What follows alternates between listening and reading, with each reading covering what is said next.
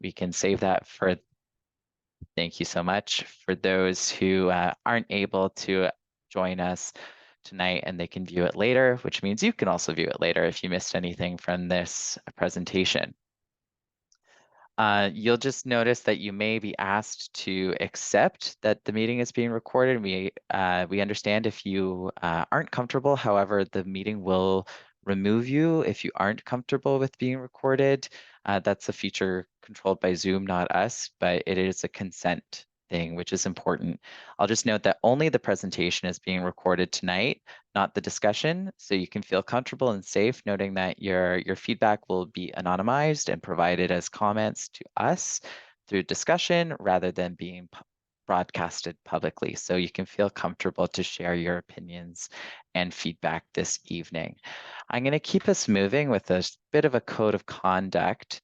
I know we won't have any issues with this group. It seems like we have a great group of people from seeing who's registered this evening. But to let you know, again, this meeting is being recorded, and I just went over that. But we do encourage you to be respectful and courteous of others attending the meeting. We will not be tolerating any offensive behavior that goes on. So just be aware of that. Again, I don't think we'll have any issues, but we appreciate your cooperation. When we do get to the discussion period, which there'll be ample time for, we encourage you to keep your microphone muted while you're not speaking. That's to eliminate any background interference or background noise. We also encourage you to avoid interrupting speakers and wait for people to finish their thoughts before jumping in when we are in that discussion period as well. And also just encouraging you to respect diverse opinions and perspectives from participants that we have here tonight. We may not all agree on the same things, but I'm sure we'll have no problem listening to each other. Okay, great. So with that said, I'm just going to go over the agenda very quickly, just to give you an idea for how things are going to flow tonight. We'll begin with some introductions and opening remarks. Then we'll go into the project overview presentation, which provides a little bit of table setting and why we're doing this project, why now, and the timeline for it as well, and some information on the technology. We'll do a brief Q&A, which is mostly an opportunity to just clear things up if anything was confusing during the presentation. We'll save feedback for the discussion, which is next at about 6:55. We'll do some breakout discussions. We have an exciting opportunity for you to provide your opinions and your thoughts on the project, and then we'll move over to just a brief recap of what we heard during those breakout discussions. And then lastly, we'll wrap up with some next steps and conclusion. If you are requiring translation or want to view the presentation deck in Tagalog, Spanish, or traditional or simplified Chinese, those are available on the website for you.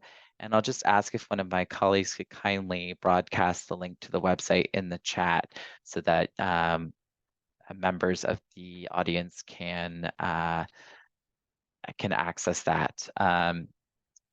All right, so let's keep it going here. I'm going to introduce our co-sponsors. If you weren't aware, this project is being co-sponsored by the San Mateo County Transportation Authority, as well as the City and County Association of Governments of San Mateo. So I'm going to start by passing it to Patrick to provide some opening remarks, and then I'll hand it to Kaki. Thanks, Ryan. Good evening, everyone, and welcome to this event this evening. We're excited to have this be our second kind of foray into automated vehicles here in San Mateo County. I am Patrick Elster, the Director of Planning and Fund Management here at the San Mateo County Transportation Authority. For those not familiar with us, we manage the Measure A and W sales taxes that fund transportation projects here throughout San Mateo County. We're very interested in working with our partners at CCAG to understand how automated vehicles and shared and connected platforms may impact our funding in the future and impact the types of projects we might be able to implement out there and how it will change over time. So looking forward to hearing your priorities tonight. And with that, I can pass it to Kaki.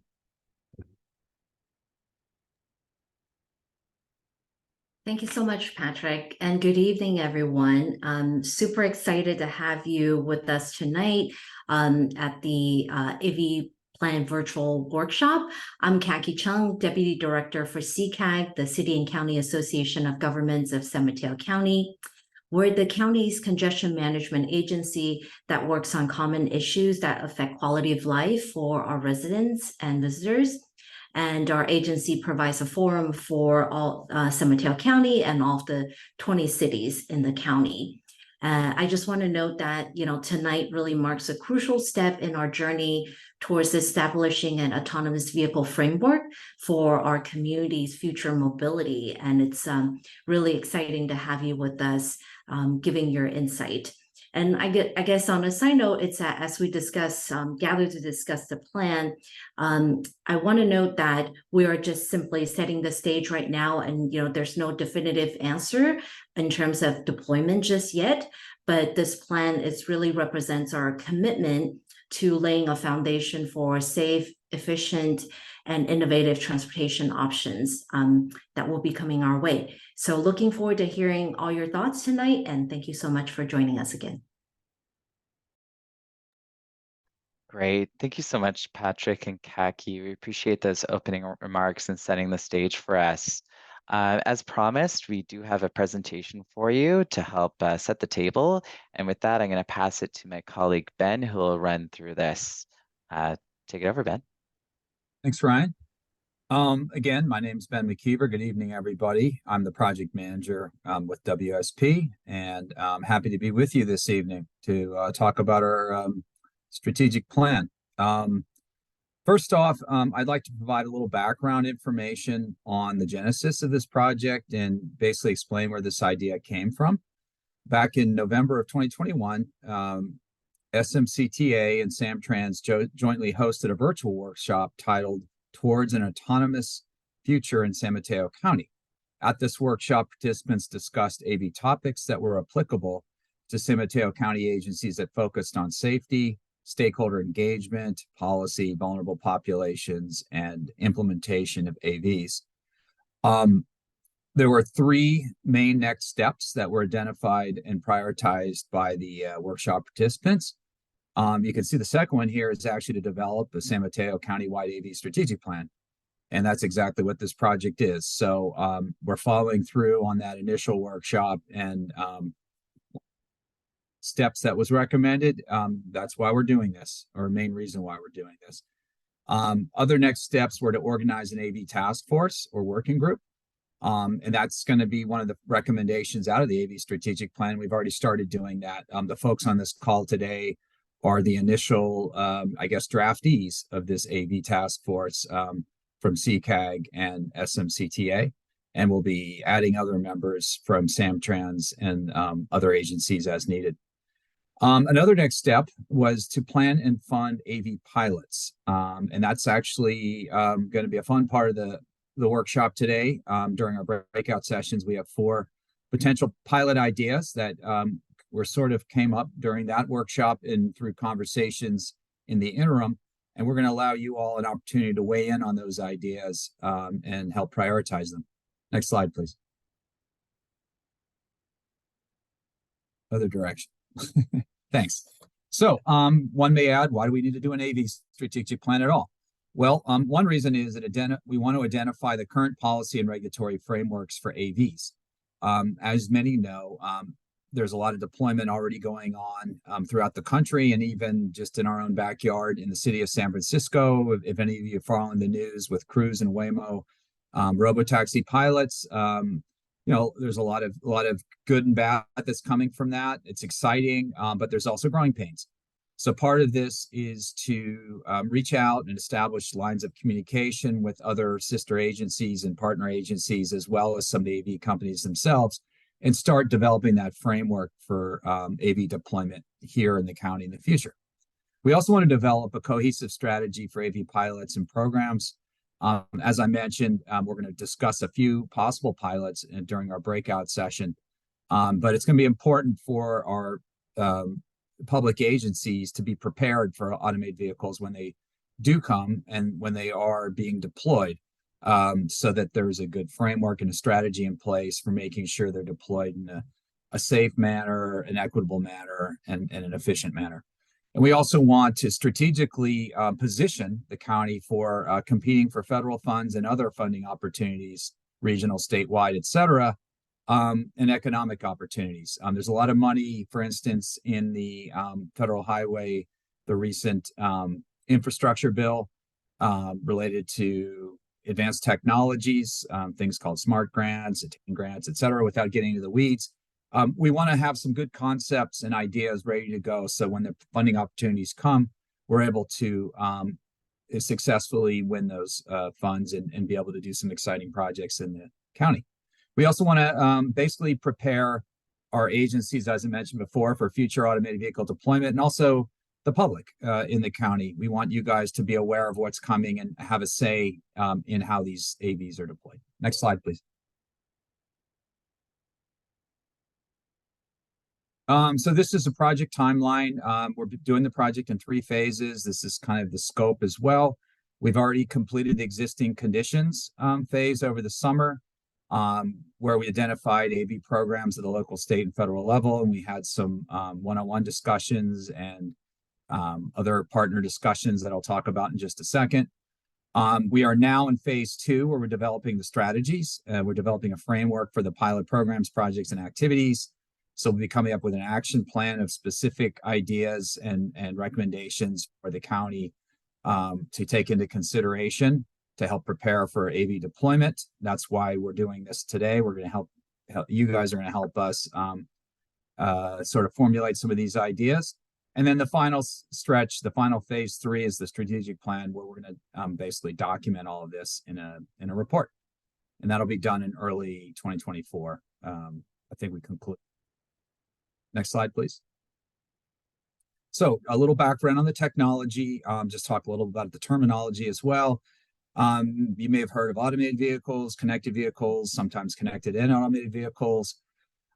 Essentially, automated vehicles are where you have a car, vehicle that has internal sensors that help it basically interpret and understand the environment. There's also computers on board and algorithms and software that control the steering of the vehicle, the acceleration, the braking, an automated function, essentially. But the idea here is that the car itself has all the sensors and capabilities without anything outside it to be able to control itself and navigate through city environments, freeways, et cetera. And that can range anywhere from simple kind of assistance type features, and I'll talk about this on the next slide, the different levels of automation, to full automation. So there's different ranges of automation. We'll talk about that in the next slide. There's also connected vehicles, and that's where you really have cars talking to cars and cars talking to infrastructure. By infrastructure, that could be traffic signals, as an example. It could also be things on the freeway, like changeable message signs or weather stations, what have you. Here, you're outside the car.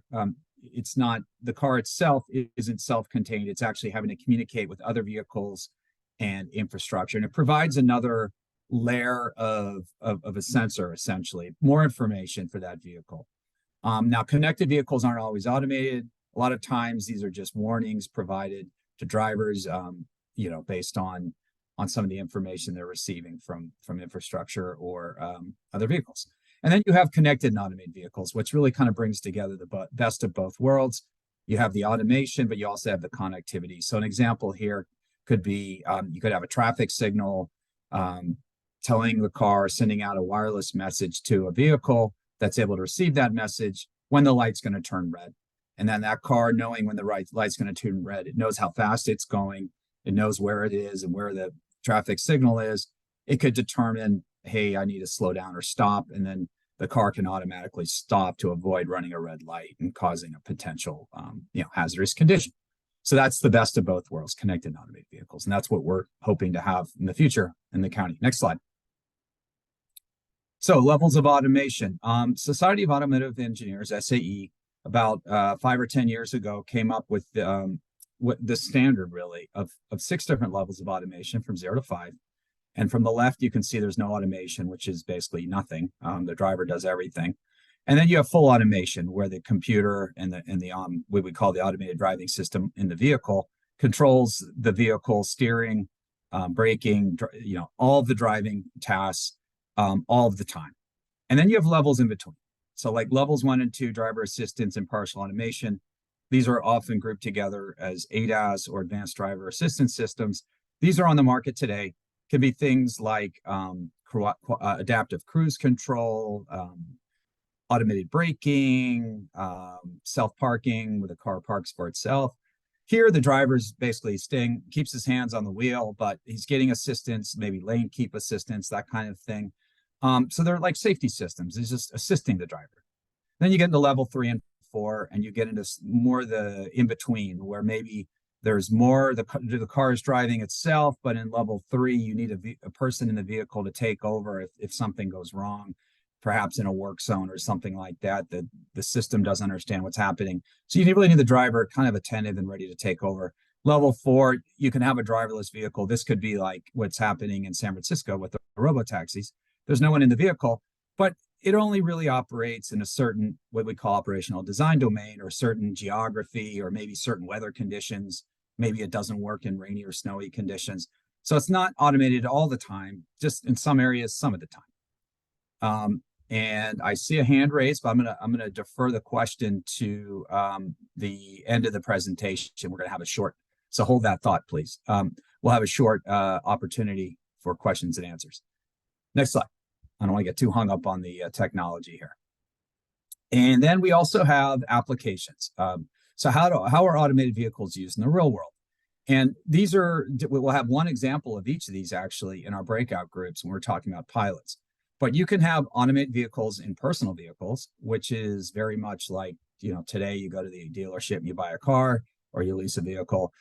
In the future, those vehicles could be automated, and many of them are already level, 1 or 2 as well. But in the future, you could have higher levels of automation that you just buy from the dealership. We're also focusing our strategic plan, though, on these other types of applications.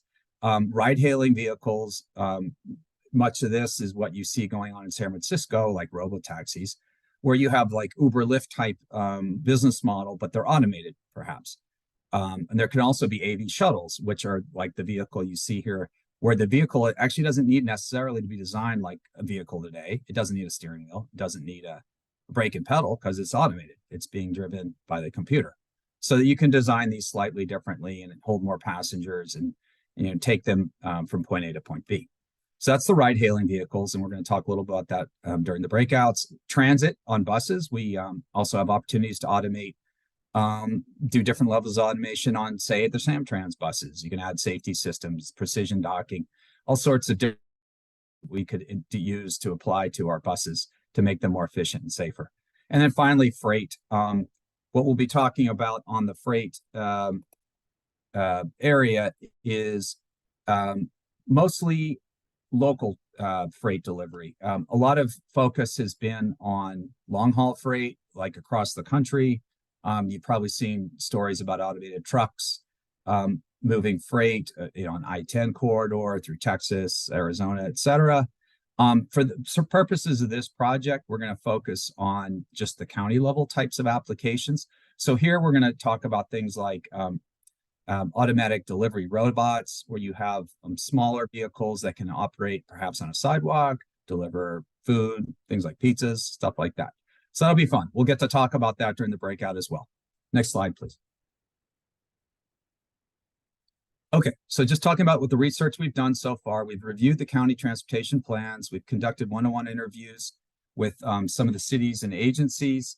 We've talked to 3 different agencies. We've talked to 2 cities and 3 private sector organizations. And we've also talked to a shuttle provider within the county. We've had 9 interviews in total. We've also had in-depth discussions with Samtrans to understand their needs for automated vehicles and their interests. And we've also talked to SMCTA and SMCTA in San Francisco to understand their lessons learned. Obviously, they have a lot to share, what's going on with their robotaxi deployment, as well as their shuttle deployment on Treasure Island. Next slide, please. So the findings of the existing conditions report, we've documented everything we've done so far. We posted it online. You see the SMCTA.com website. So the existing conditions report is available. We've discovered that AV testing is happening in San Mateo County. There are AV providers that have permits to test, not deploy, just test right now in the county, but there is interest in deployment in the future. So we need to be ready for that. There's also, we've discovered that this is the first plan that has addressed AVs in the county. We've reviewed all of the existing documentation, and not surprisingly, AVs have not really come up in any of the planning documents yet. So this is a first opportunity and a good start to start integrating AVs into the planning sphere. We've also learned that there's a lot going on with local agency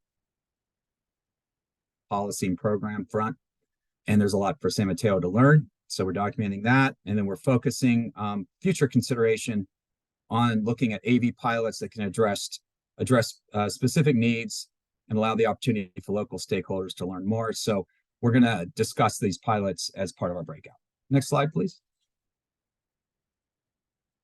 Here, I'm going to hand it back over to Ryan, and he's going to talk a little bit about some of the kind of vision and goals that we've already started drafting as part of our strategic plan. Ryan?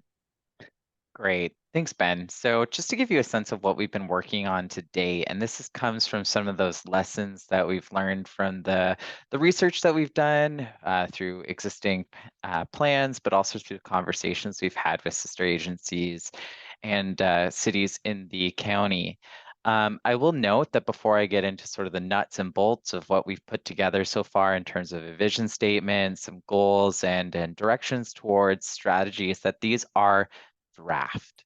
Nothing is set in stone. We're still working through what the plan will come together in terms of its full form. And we also hope to hear some feedback from you tonight that will influence what this ends up looking like through our facilitated discussion just a few minutes from now. In terms of a vision statement, this is sort of an end goal or something that we hope to strive for when the strategic plan sees its full fruition. So just to read it for you here, it notes that SMCTA and CCAG will support strategic measures towards implementing automated vehicle technologies that promote equitable levels of access, safety, reliability, and sustainability in San Mateo County, really focusing on those last 4 bullets of importance there. Next, we have our goals.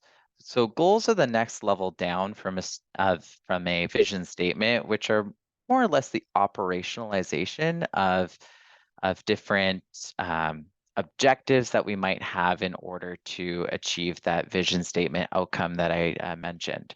So we have 7 of them. The first is accessibility and equity. That it really speaks about making traveling more accessible and affordable for residents and people visiting the county, and specifically for people of all ages, abilities, and levels of income.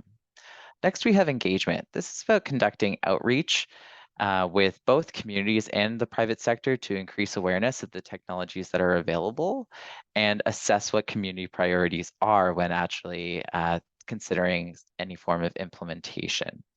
The next is connectivity.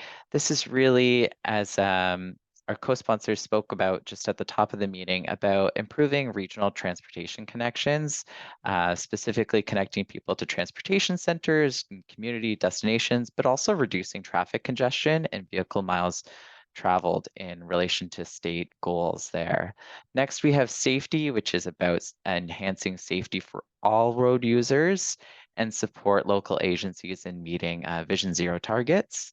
Next, we have supporting local agencies, recognizing that both SMCTA and CCAG have the ability to provide technical assistance, funding, and training to local agencies to promote successful deployments. Next, we have sustainability, which is ensuring that the implementations we consider really prioritize greenhouse gas emission reductions and support local agencies in achieving their climate action goals. And just the last one here is workforce development, and recognizing that this technology is new, there are opportunities to promote job creation and economic vitality in the county. And just the last piece here is the strategic pillars. And the way to sort of frame these in your mind is as sort of themes or buckets or categories for how some of these actual strategies, which are the how this would come to fruition, the strategic plan rather would be implemented over time, is how these pillars are sort of framed. And I'll just go through these one by one very quickly and with an example. So for agency readiness, it's recognizing that agencies need to be resourced and ready to manage AV operations on public roadways. So that might mean developing training resources for agencies to remain up to date on current trends in the industry. The next is infrastructure readiness. So we need to be investing to ensure that transportation infrastructure networks are both able physically and digitally to support any meaningful deployments in the county. For example, that might be meaning updating specific design guidelines and frameworks for roads, bridges, and other infrastructure. Next, we have public outreach and partnerships. This is about increasing awareness of the technology amongst the public and making sure that we're facilitating opportunities for information sharing and that there are opportunities to leverage private sector investments that benefit residents and the traveling public. This would include, for example, exploring any new public-private partnerships rather, and business models that may facilitate that type of deployment. The next we have is policy. It's noting that policies should be consistent with local, regional, and state level, and they should be also in alignment with federal level goals for AV policies as they evolve. This would involve, for example, partnering with MTC, the Metropolitan Transportation Commission, and other agencies to support regional goals related to AV implementation. The next is pilots and testing. So this would be all about testing pilots and ensuring that agencies understand what potential benefits of them might be for the traveling public and support them in the future for paving way for enhanced and improved deployments down the road. It's all about that testing. And a practical example of this might be developing a concept for a countywide AV pilot or pilots with a recommended approach, some use cases, some goals and objectives to measure against, who the partners might be, and what the roles of the different agencies would be in those implementations. All right, so moving us on to the next slide here, I will bring Ben back to introduce some practical examples of what this could look like in the county. And then we'll go into a little bit of questions of clarification and then discussion. Ben, over to you. Thanks, Ryan. Yeah, okay, now for the fun part. As I mentioned, we're going to talk through some of these example strategies or pilots as part of our breakout. So I just wanted to introduce the 4 concepts that we're going to talk about today. I briefly kind of talked about these earlier when I went over the technology, but I'll go into a little more detail here. So when we talk about them, you guys have a better understanding of what the different options are. So first, example strategy A, shared AV shuttles. So there are examples in the Bay Area now. Treasure Island has an operating shuttle similar to this. And there's also one at Bishop Ranch in Contra Costa County. I think that's in Dublin as well. That's operating in an office park there. These are small automated transit vehicles, typically hold 6 to 20 passengers. You see some pictures of examples there. They're low speed, they travel under 25 miles an hour. Many of the ones that are operating in the Bay Area now are probably closer to 15 miles an hour. So they're really not for being on the road yet. The current, technology. The vendors say in the future, in the next year or two, these will be operating more at 25, 30 miles an hour, which would allow them to actually travel on actual roadways. Right now, they kind of need to be off-road for the most part.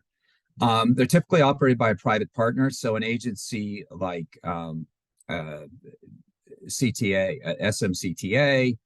or CCAG, if they were to go into a partnership with a company, they would actually basically do a turnkey solution where a company like Beep is an example that's running these shuttles on Treasure Island. They would operate the vehicles, they provide the drivers, the technology, and they'd be responsible for maintaining them, charging them. They're typically electric vehicles, etc. Some of the uses and benefits, it provides increased mobility options to all travelers. including those without cars. So this could be an opportunity for underserved communities, maybe elderly populations, people who can't drive anymore.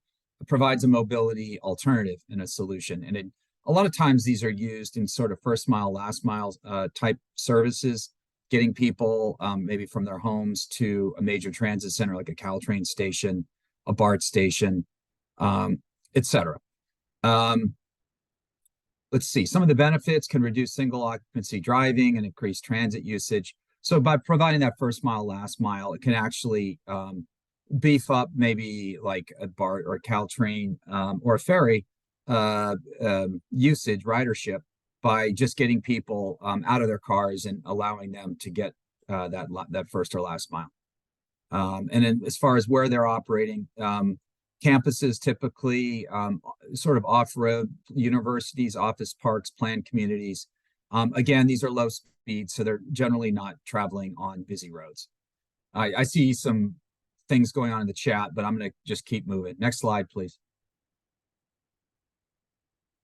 Okay, strategy B, advanced driver assistance. I mentioned these are the level 1 and 2 type systems. They're already in the market today. They're in a lot of the kind of personal vehicles. What we're thinking about here is applying advanced driver assistance level 2 type systems to the buses, like Samtrans buses.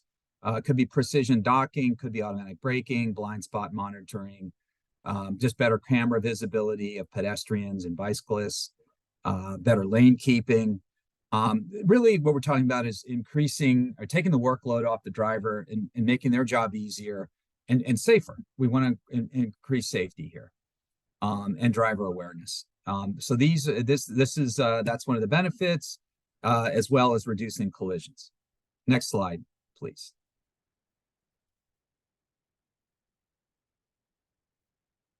Strategy C, data sharing with automated vehicles.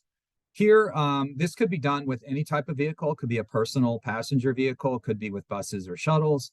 But this one actually is the one that actually I think could be done with AV companies in partnership with them in personal vehicles. What we've discovered in a lot of our discussions with the AV companies is that one thing they're really missing is real-time data on certain things that we've listed some examples here that could really improve operations and safety. So things like work zones, knowing where the lane closures are. A lot of times just not knowing that really kind of causes these AV systems to disable, and they have to go back into like a manual driving mode a lot of times. But having that information and knowing when a lane is going to be closed could improve the efficiency of the AVs. Emergency vehicles is another. We heard from San Francisco that a big issue they're having with some of their robotaxis is just the kind of conflicts that these systems have, these AVs have, with fire trucks and emergency vehicles on the scene. And they're not really understanding what to do. Sometimes they freeze and get in the way. So having better communications, sort of that connected vehicle communication I was talking about could improve this. Another example is usage of a curb usage data. So just think of like an airport, how crazy it is with Ubers and Lyfts picking people up. In the city of San Francisco, there's parking restrictions, what's the availability at the curb. Knowing some of these things could really increase the efficiency and safety of AV operations. Next slide, please. And the last example, right? Okay. I mentioned the automated delivery robots. So here, what is it? It's a last mile delivery service via local streets and sidewalks. So you see a couple examples here, Amazon and FedEx and a company called Neuro that's in the top right there. That actually has a permit to test in California. Have already done some pilots where they deliver anywhere from pizzas, groceries, medical deliveries, packages, etc., from a distribution center to somebody's door. So this, in some ways, could almost replace like the ubiquitous Amazon vans we have driving up and down our streets. It's they're electric vehicles. They're more environmentally friendly. They don't take up as much space. They're automated, etc. These are also low speed currently. They operate under 25 miles an hour. They can be remotely controlled if needed. There's usually a remote communications to them in case anything happens. Some of the uses are, I mentioned, delivering food packages and medical deliveries. They're typically also enclosed environments, much like the shuttles, because of the speeds they travel. Some example places that could be deployed be universities and colleges, business campuses, hospitals, or underserved communities as well. I mentioned it here in the bullet. Think of like some of the food deserts in maybe there's certain parts of the county. I don't know, East Palo Alto, if there's a shortage of, grocery stores that have healthy food options, this could provide food delivery to some of these communities maybe that are underserved. The other advantage is also these smaller vehicles require less infrastructure. They don't require necessarily, wide roads and things of that nature. They can travel on sidewalks or on bike lanes. I think that's it. Okay, so now we have maybe about 10 or 15 minutes for questions and answers. I know I saw a ton going on in the chat that I wasn't following because I was trying to keep us moving on the presentation. But Ryan, do you want to field some questions, and then the panel can sort of take turns answering however we need to? Yeah, absolutely. Just before we get to that, and I do see one hand raised already. So Malcolm, I'll get to you in just a second, but I just want to say for those that will be watching this later online, this concludes the presentation. We want to thank you for joining, and for everyone that's still attending live tonight, we're going to still going into discussion. This is just a message for people viewing it later as to why the recording is stopped now. So thanks everyone. Okay, so we do see two